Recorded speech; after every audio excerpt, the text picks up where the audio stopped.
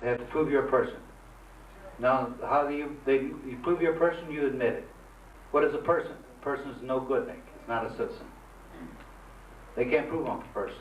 They can't even prove I'm a human being. They can't prove I'm a natural person either. So let me explain what a human being is. A human being is a monster. And a monster, if you go back in the Ballantyne's Law Dictionary, 1948 version, published by University of Southern California, specifically states, is a human being by birth, and originated in the 12th century when the kings and knights were going across Europe. Along the way they fathered a few children. And to keep those children from inheriting the sovereignty and the thrones, they call them human beings, being like a human. But they do not have the right to hold sovereignty. They cannot be sovereign.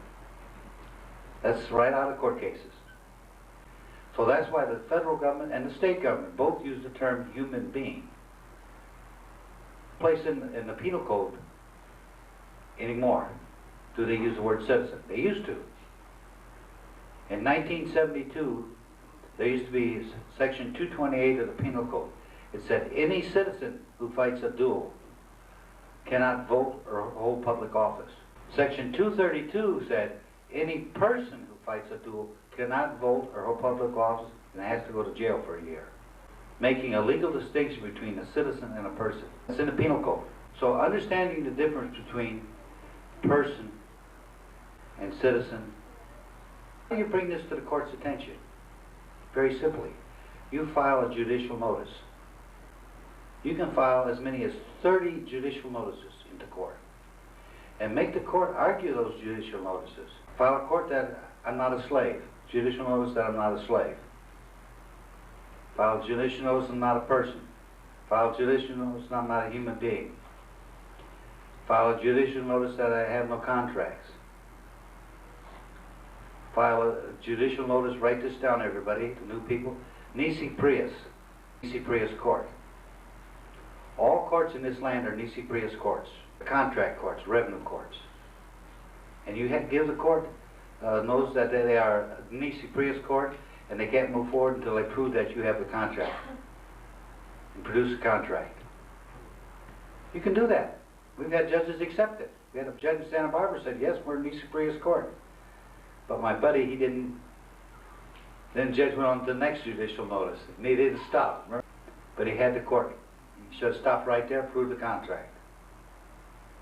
No matter what you do, if you do it right, non-assumptive, file judicial notice, non-assumptive.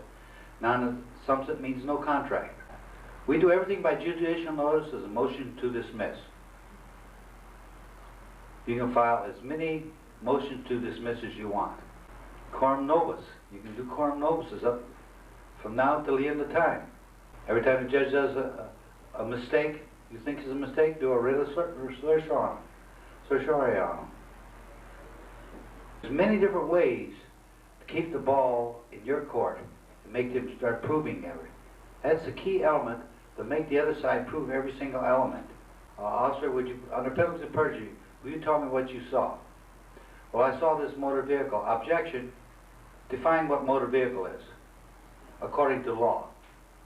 Since you saw it, that's only hearsay what you saw. Let's define it according to the law. What is it? Well, I was told that everything four wheels is a motor vehicle. That's not what the court said. What does the court say a motor vehicle is? What's the case name, Steve? Geico. Geico Insurance versus Carrier's insurance. Carrier Insurance. The vehicle means commercial, according to the California bill. So he's got to prove you're involved in commercial activity. Officer, was I involved in any commercial activity the time you stopped me? No. Was I driving a tractor, trailer rig, or anything, bus or anything? No. You weren't involved in anything commercial that I know of. Thank you, officer. Next question. Officer, did you go to the police academy? Yes, I did. How long was your police academy? 6 months. Did they teach you the laws that you were enforcing? Yes, they did.